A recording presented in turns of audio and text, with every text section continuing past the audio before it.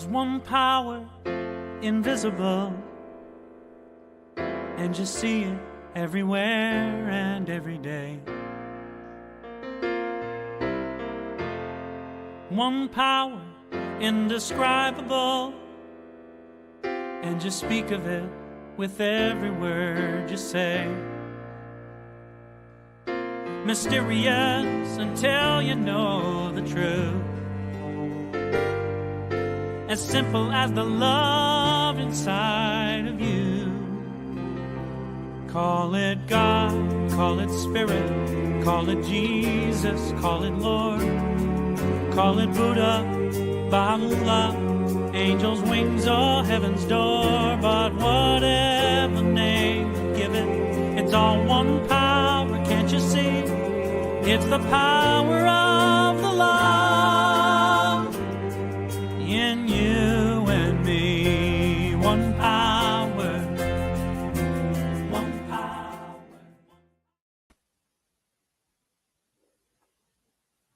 Good morning. Such is the nature of life that all it asks and all it wants is the opportunity to appear. You are that opportunity, and so am I, and so it is. Welcome, everyone, to CSL Midtown, coming to you this morning from Atlanta, Georgia. We are so glad that you have joined us today. We welcome all people, no matter who you are or where you are in your life. We welcome all those who are listening online, either live now or on a recording. And our center is diversity manifested. So we are very proud of that and happy to welcome everyone. So whatever brought you here today, know that you're in the right place and that this is the right time for you. We know that you are an individual expression of the divine life in which we all live. You're welcome to participate here today and to become part of this community. We hope that those of you who are watching our broadcast on social media will like and share this with your friends. For a better understanding of who we are and what we teach, listen now to the Declaration of Principles as written by our founder, Dr. Ernest Holmes. A few of the Declaration of Principles we live by. I believe in one God, one absolute power, and first cause to all things. I believe that this power is perfect love, and it creates out of a desire to express love. I believe all thought is creative, and how I choose to think creates my personal experience. I believe in the unity of all life, and the immortality of the individual soul forever unfolding. I believe in the eternal goodness, the eternal loving kindness, and the eternal givingness of God to all. And so it is. So grateful, hey. All right, my name is Judy Ailey, and I'm the moderator and practitioner for today's service.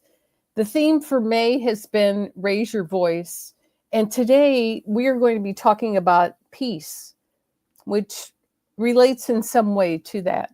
We know that what we teach here is that the inner state of being becomes our outer experience. So it makes perfect sense that peace must begin within ourselves. If we are people with a lot of inner conflict, we cannot expect to have a world where peace is all around us. Let there be peace on earth and let it begin with me. That's a song that many of us are familiar with. I have recently been reading a book called Mind Your Body. It's about the mind-body connection. It's by Nicole Sachs. And what this book teaches me is that I must work with and resolve old inner conflicts and emotions to experience peace in my life and in my body. I've come to know that if I have pain or discord in my body or in my life, that there is some way that I am not at peace. This book has instructed me to dive deeply into my shadow self, or the unconscious part of myself that holds conflicts and old experiences of pain, sadness, shame, loneliness, and even anger. She instructs you in this book to let it all out through a daily practice of journaling, and then follow that with meditation. When I started doing this, I didn't think I would uncover that much, since I've been involved in this teaching for decades. But I found that I had a lot of stuff to write about, so much more than I thought I would. She suggests that you see yourself as a 4 or 5-year-old kid throwing a temper tantrum on the floor, and write about that. What are you feeling when you do that? What is making you so angry? What are the old experiences from your growing up years that have come back to you in a painful way? And I've come to see that as I have been writing about all this stuff, that I have a deeper sense of inner peace. And I've been doing this for over a month now. I think that we all have stuff in there it may be at a conscious level or an unconscious level that we hold in our bodies even. We are so focused on being positive in this teaching, and I'm not saying that we shouldn't be positive, believe me. But sometimes I think we gloss over things that need to be felt, acknowledged, and released. It's sort of like the denial step in the affirmative prayer or treatment that we learn in this teaching. I have found this practice of journaling and meditation to be very helpful in my quest for inner peace and well-being in my life. So I'd like to lead us now in an affirmative prayer, and it will be followed by music for reflection. So if you would just join with me in this treatment or in this prayer. And I'm going to do this in the first person if you will accept it for yourself. Allow yourself to be comfortable. Allow your focus to be right here on this present moment, right here and right now. And as I do this, I take some nice, slow, deep breaths. And as I do this, I know that I recognize and know that there really is just one. There is this one presence, this one power, this one goodness that is all that there is. Some of us call it God or spirit, universal mind, whatever term you use. There is only one. And this presence, this power permeates all of life, all of me, all of everything around me. And the world around me looks so solid and the same. But the truth is that I know that as this spirit is everywhere present, that life around me is moving and it's vibrating and it unfolds in ways that are greater and greater all the time as I recognize this presence in my life and in the world around me. That my thoughts, my beliefs, my expectations change the physical pattern of the world around me. So I claim for myself today absolute, perfect, vibrant health. That the cells in my body are absolutely rearranging themselves right here and right now as the expression of vibrancy, as the expression of perfect health. I know for myself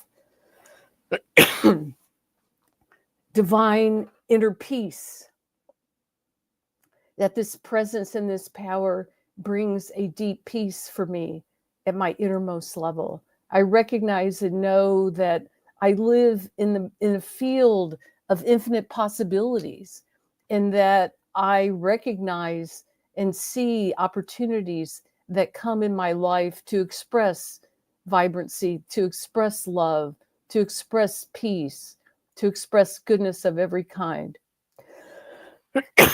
Excuse me. I am so grateful for this. I turn away from any idea that says I'm anything but this. I am grateful now. I release this treatment, knowing it is so, and so it is.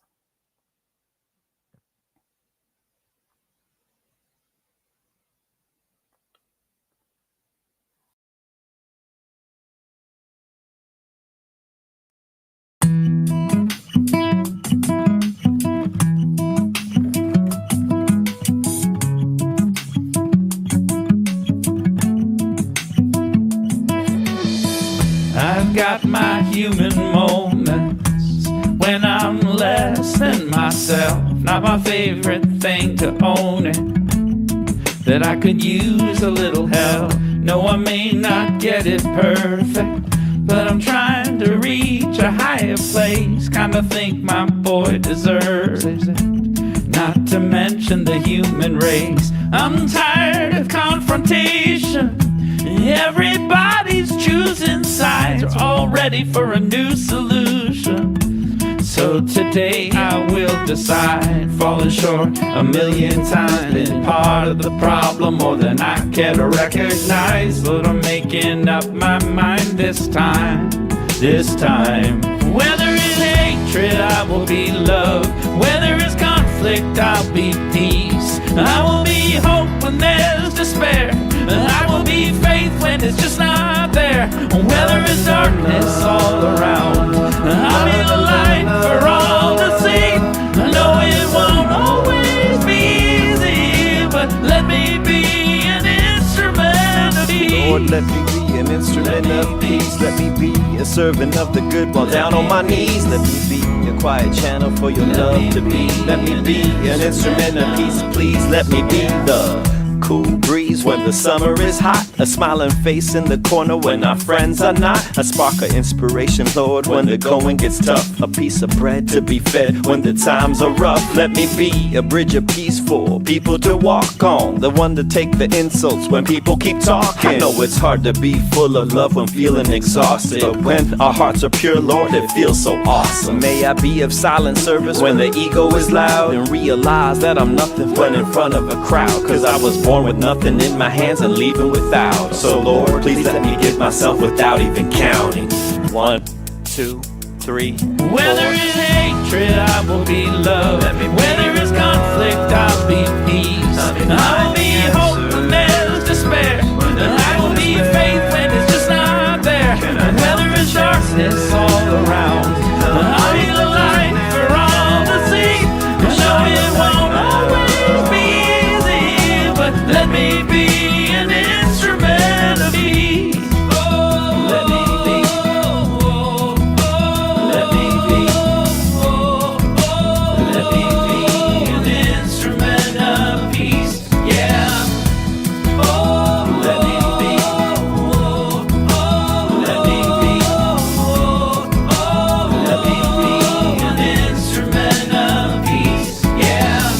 Feeling grateful for the chance to live this life with empty hands, cause what I have is not to keep, it's more for me to set it free. And when I do, it finds its way to shine a light on someone's day, to touch a heart, to heal a pain, cause this is how a life can change. Where there is hatred, I will be love. Where there is conflict, I'll be peace. I will be hope when there's despair.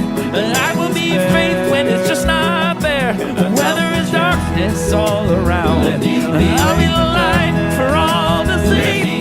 You know it won't always be easy, but let me be an instrument. If I could give a hug when the anger is deep, think love instead of hate when I've just been cheated. Be ready to smile when in life the moments are bleak, and hold my faith strong when I'm being defeated. Realize that this life and body's not mine. I'm on this planet for a moment, this one moment in time. I'm just a hollow instrument that's meant to be shining light through your love. It's all instrument of peace.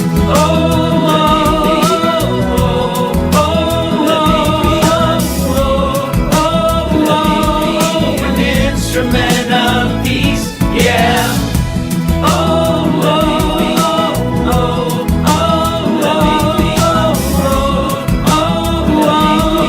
An instrument of peace.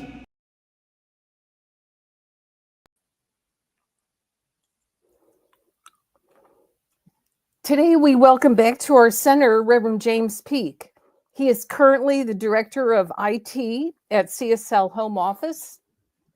He has degrees in Information Management Systems and a master's degree in Consciousness Studies from the Holmes Institute. He's joining us today from the foothills of the Rocky Mountains in Colorado. Welcome back, Reverend James, to CSL Midtown. Thank you. Thank you. Good morning, everyone. Certainly an honor and a thrill to be with you once again this morning. So I look forward to the next 20 to 25 minutes as we dance around, look at this idea of peace. And as Judy mentioned, and how does that relate to the monthly theme of raising our voice? Well, I will be getting to that, I promise. It may not seem natural or an automatic link, but I've got some ideas on that too. So when I start thinking about peace, I kind of see it and think about it in three different realms. I hesitate to say three pieces because that's a really bad pun.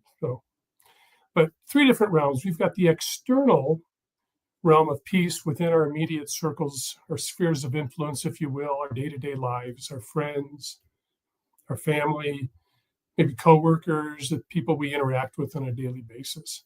So that's one of the spheres of peace.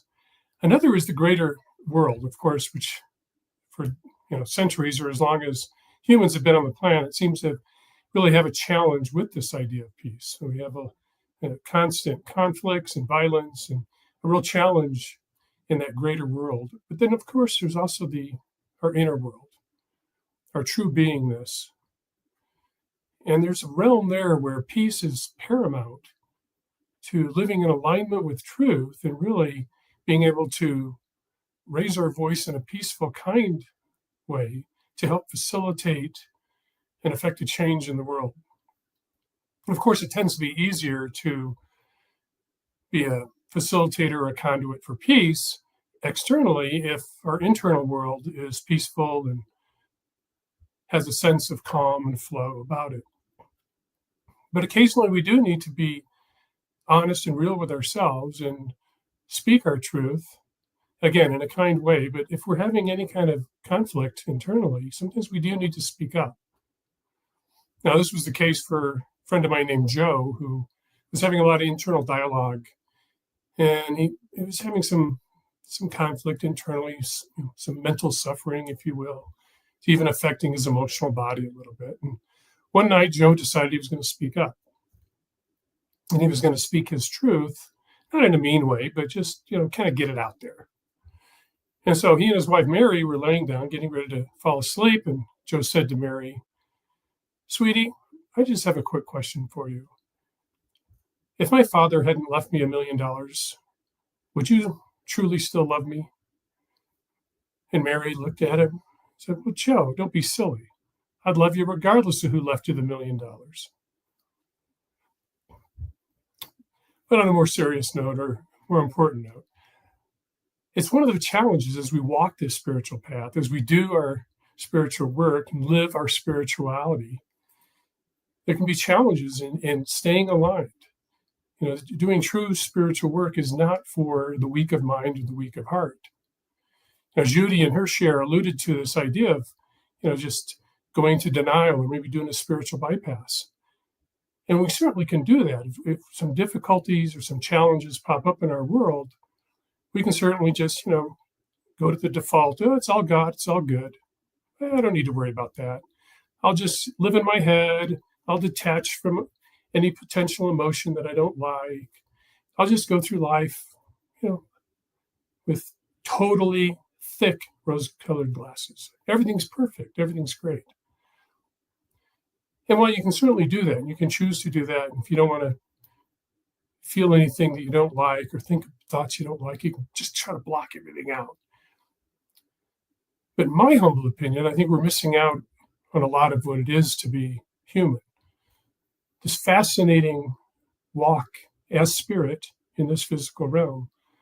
And yes, there's going to be times we're going to have grief, or we're going to have sorrow, maybe some upset. Maybe we look back in our life with some regrets.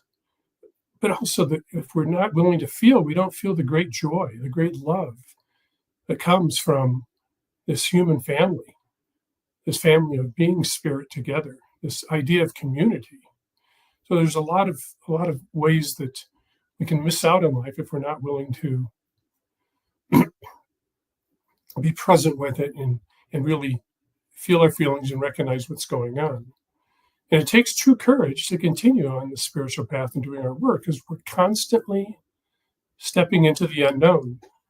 we truly don't know what's coming. Now, our ego and some of our attitude might think we know what's going on, but if you really think about it, the fascination of billions of galaxies, all created from this one life, and yet this one life, some choose to call it God, universe, whatever, it doesn't diminish itself. It continues to create out of itself. And us in our physical human form, in our bodies, through our senses, we experience just an infinitesimal little bit of this life. So it's fascinating how much there is. So anytime we think we truly are going to be all hotty-toddy about what we know, we may want to remind ourselves that we truly are seeing just a little glimmer. And yet, of course, deep within, there is that knowingness, that guidance, that sense of spirit that we experience in the present moment awareness. But it can be really challenging because as we go through this spiritual path, we're having to deal with magical thinking, not just the denial stuff, not just the spiritual bypass, but magical thinking, such as, I think the greatest spiritual fraud is this idea that, as soon as we wake up or become enlightened, life is just going to be perfect. It's all just going to be rainbows and ponies, no challenges. We'll just live in eternal bliss. And yet, all waking up really is unidentifying with the idea that we're separate. The idea that there's a me here and everybody else out there. But allowing that falsehood to fall away and just living in the present moment as spirit. But we're still in a body. We're still going to feel things. We're going to have emotions. If we're interacting with people, if we're not off living in a cave and we're living in society, we're going to have challenges. Folks around us are going to be going through their sorrow, people we care about. We're going to want to be there for them and support them. And of course, as we show up with empathy and compassion, we can certainly help facilitate more peace in those situations. But it's really a challenge. Now, I will tell you one thing that is not a fraud, and that's the promise of science of mind. Dr. Ernest Holmes said, principle is not bound by precedent. Now, it sounds a little technical. What it really means is the past has no power over the present moment except for what we give it. Because the principle of one life, one love, one universal mind, that we're beautiful, perfect incarnations of that spirit, that there's truly never any way we can be separate from it, for we are it. It's our perspective sometimes that tells us, we're separate, but we truly can't be. And so that promise, we can change our lives, and it goes way beyond just change our thinking, change our life. It's really changing our whole beingness. It's allowing a greater truth to be revealed. The challenge becomes when we continue to give the past power. That leads to false beliefs getting ingrained. It leads to suffering, mental suffering, emotional suffering. When we're unwilling to face it, to feel it and heal it, then it leads to suffering and challenges, which of course makes it really challenging to feel peace or to be peace in the world. And when I'm talking about wounding or being wounded and suffering, I'm not referring to severe abuse or violence in the world. And that's going on all the time, all around us. It's not what I'm referring to. I'm referring to our own mental anguish, our own suffering from living in denial or not willing to look at something. The symptoms of, I'm going to call it the ego disease, but the symptoms start to show up. For example, we can become very scattered, frenzied. Our energy's all over the place. We're not sure what to do. We're certainly not feeling any guidance from or as spirit. We're just scattered all over the place. In our mind, we have a lot of chatter going on. Just constant repetitive thoughts. We just can't seem to get quiet. We may have a sense of aloneness. Our heart may be hurting. We may feel cut off from everybody. I've got to do it alone, but I can't do it alone. I don't know what I'm doing. And resistance can show up. I'm resisting life. I don't want to look at that. I'm going to go in denial about that one. I'm going to be pushing against things that I don't like.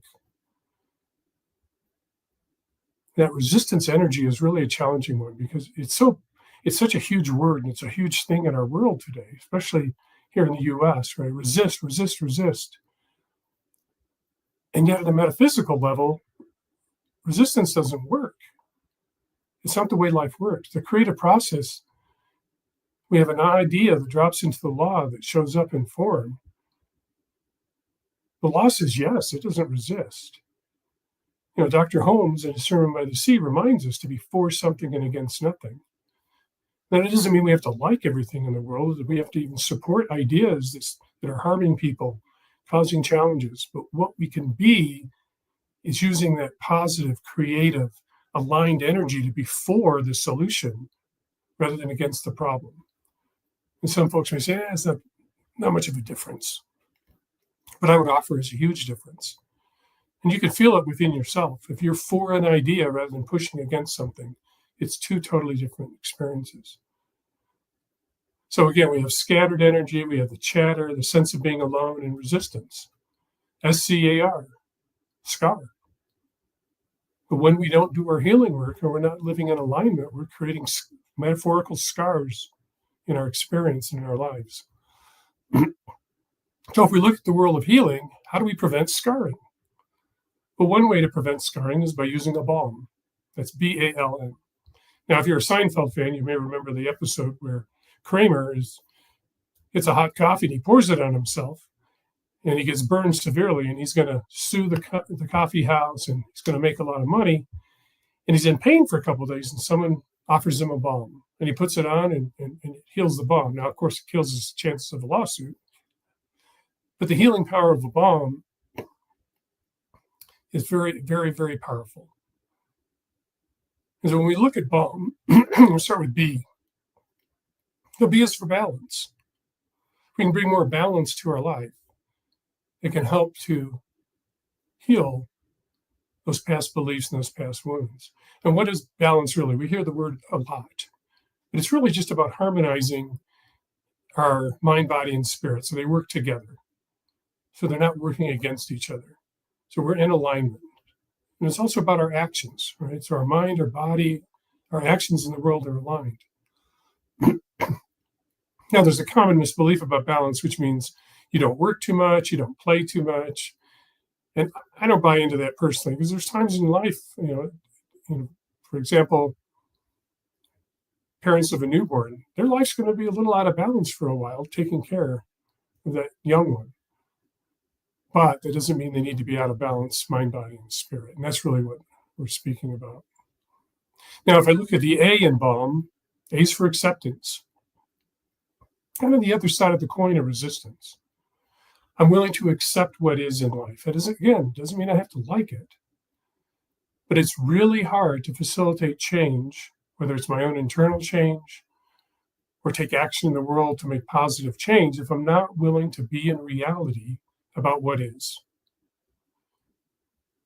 So if I accept what is and see it for what it is, especially if it's previous beliefs and issues from my past, then I have a shot at healing it, to bringing the light of truth onto it. But if I'm unwilling to look at it, I'm unwilling to accept what is showing up in my experience, and I can't really facilitate a healing, I'm certainly not going to experience peace.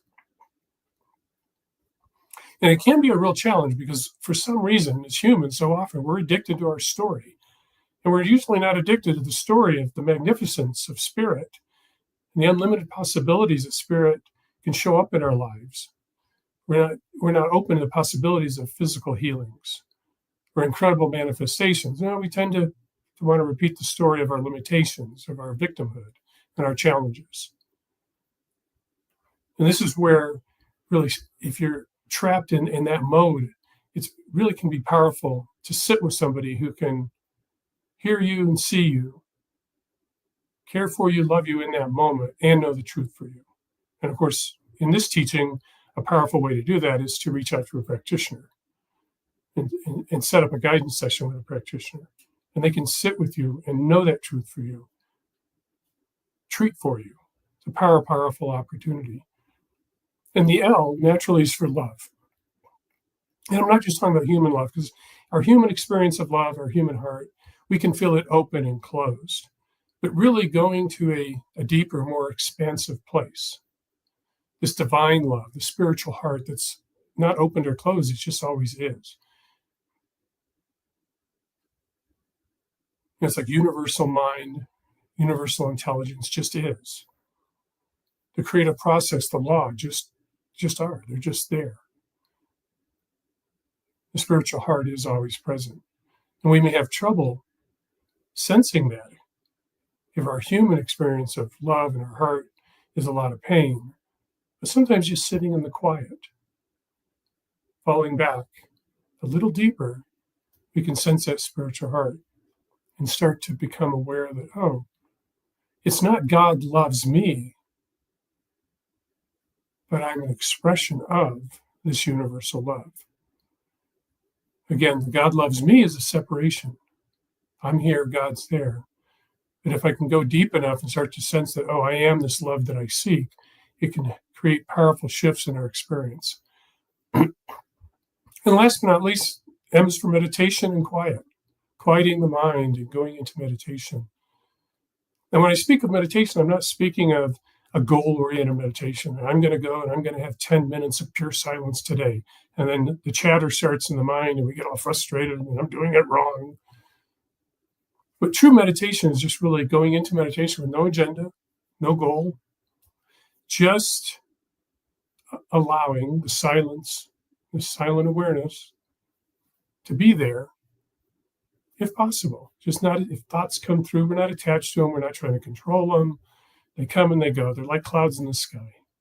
But just allowing for a true meditation. And as we start to have this type of meditation more frequently, our mind will naturally quiet and we'll find that peace within meditation. And the quiet also opens the door then to the spiritual guidance.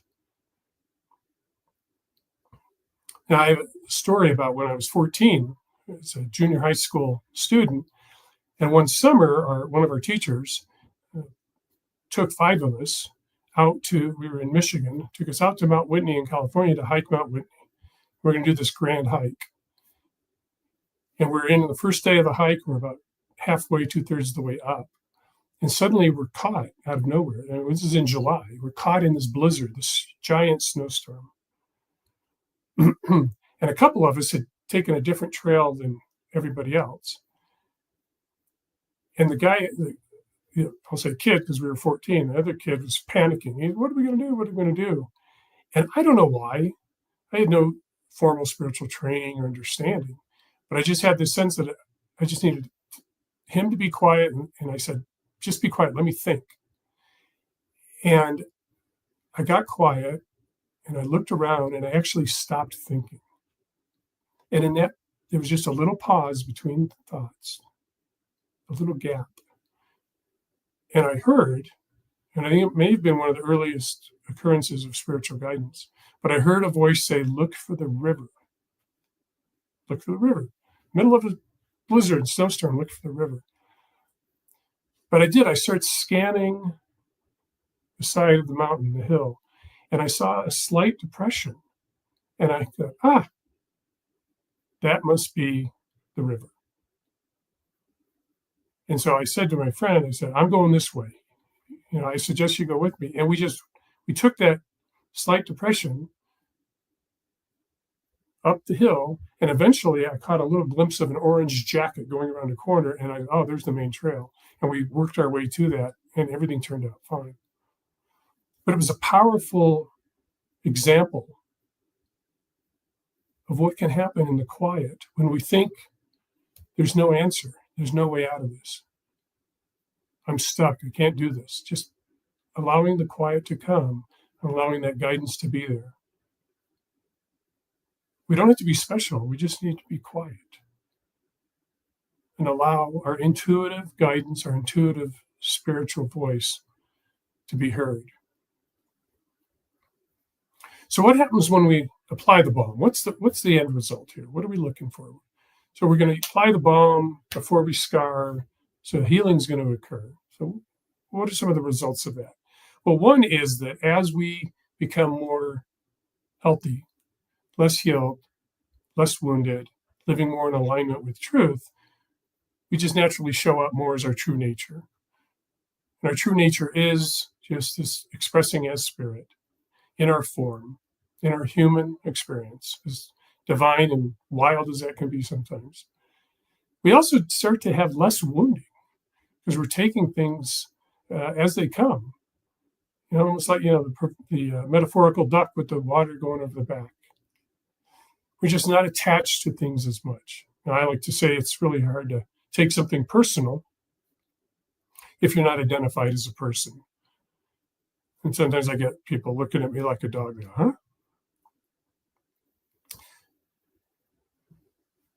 But if I'm identified or really sensing that I'm spirit, and I'm more than just this idea of a person, this idea of a separate self, then as things occur in my life, there will be less frequency, less tendency to take things personal and have them stick to me and have the potential to create a wound where then if I forget the bomb, I end up with a scar.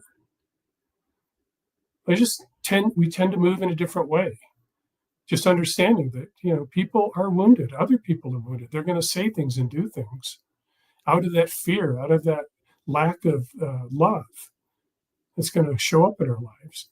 So if we can stand in that truth, in the eye of the storm, where I'm the calm, regardless of the storm that's around me, I can respond in a way that's more kind and loving, not only to others, but to my own sense of being.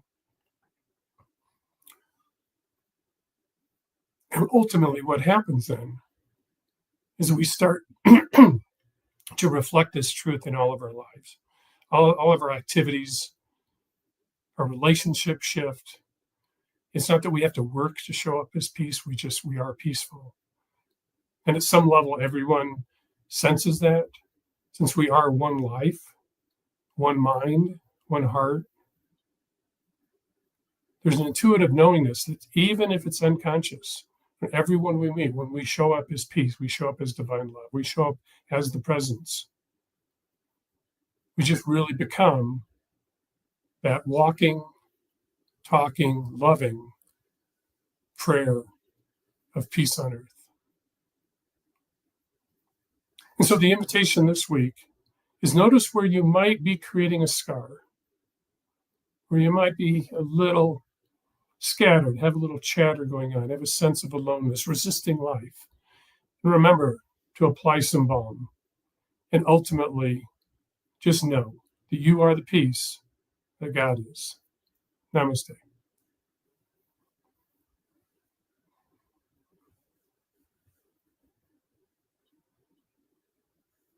If I mute myself, it would be better. Thanks for that wonderful talk, Reverend James. Awesome. You're welcome. So now I'm going to go into our new minister covenant or sacred covenant easy prayer, which you all can download from the website, cslmidtown.org. Scroll down and get that. And if you can, you would read with me. There is only one life. This life is good. This life is God. This life is my life now. And knowing that I am one with this life that is God, I therefore know that I am one with all that is blessed of its blessed expressions, which includes the presence of a new minister for my beloved spiritual community. Because I know that the highest purpose of my new minister is to express spirit, I therefore know that my new minister is a revelation of spirit as principle. I further know that my new minister is the fulfillment of that which has been promised by God, for it is written, principle is not bound by precedent. It operates according to law, and is always available to those who are willing to align themselves with it. As I stand in agreement with my beloved community, I see my new minister before me as inspiring spiritual oneness through wisdom, love, and authenticity. I now intend to experience my new minister in full cooperation and agreement with my community, knowing this truth about myself. For I am inspired to live as love in the expression of principle. I am awakening the wisdom within me by clearly communicating the principles of universal truth. I am a conduit of divine love, wisdom, and healing energy, recognizing the inherent wholeness within all beings. I am offering teachings, classes, and mystical studies grounded in spiritual principles to cultivate inner wisdom, personal transformation, and empowered living. I am extending the love, compassion, and transformative power of Spirit into the wider community, fostering connections that heal, uplift, and support individuals in their unique journeys.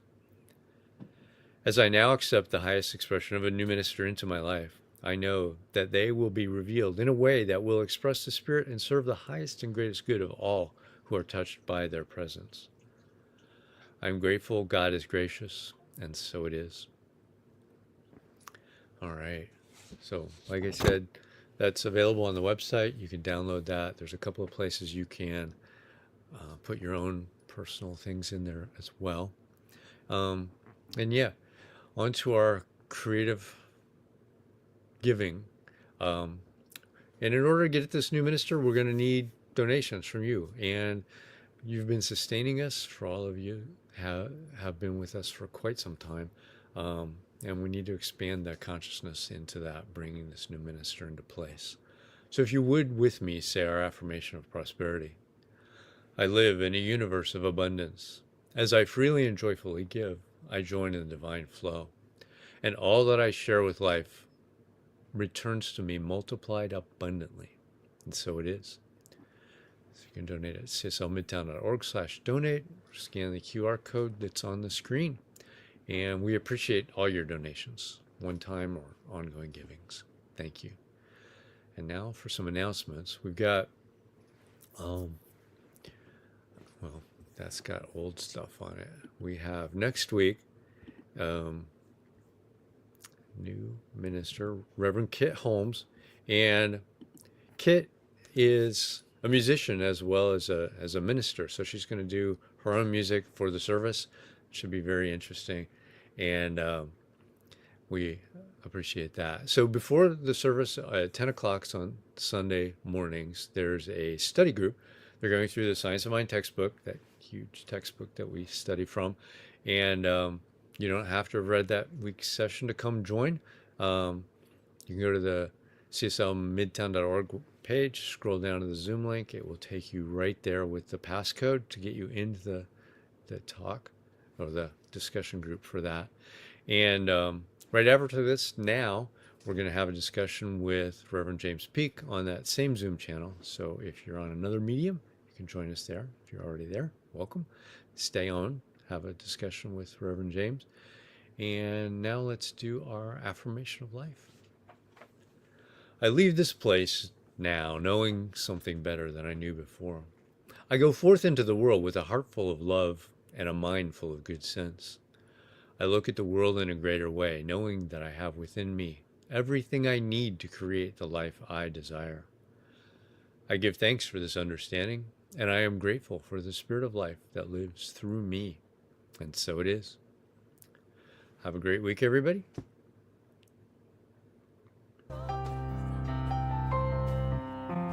Hey, I'm so grateful.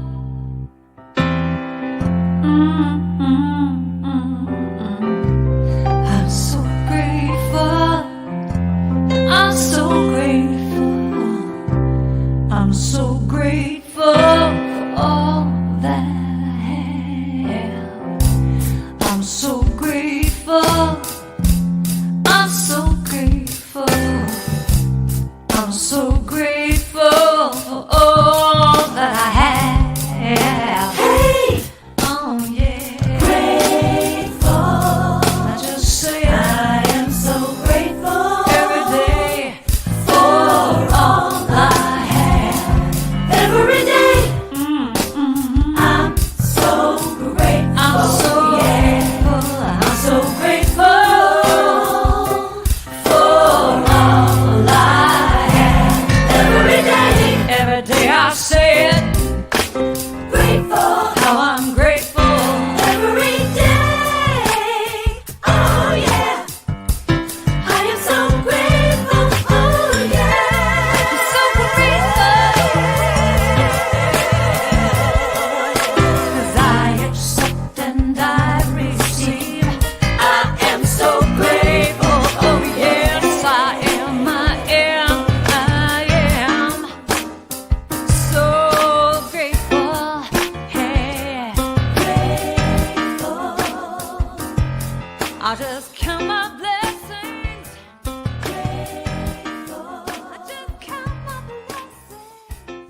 There is a power for good in the universe greater than you are.